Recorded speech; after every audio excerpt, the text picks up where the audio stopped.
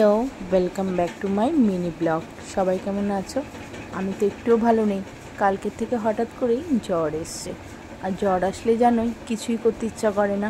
কাজের থেকে বাড়িতে এসে একভাবেই শুয়ে রয়েছি, কিছু ভালো লাগছিল না।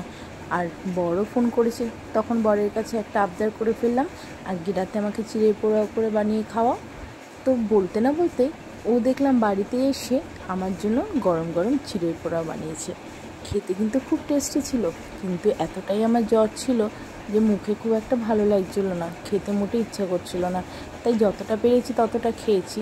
সত্যি জিনিসটা খুব টেস্টি হয়েছিল। জানো তো, আমার বর আমি বলতে না বলতেই আমার সব আবদারই পূরণ করে। যদিও আমি বেশি কখনো আবদার করি না, যতটুকুনি আবদার করি সেটুকুনি হচ্ছে শরীর খারাপ হলে। তো তোমাদের কার কার বর এরকম কেয়ারিং আমাকে কমেন্ট করে জানিও।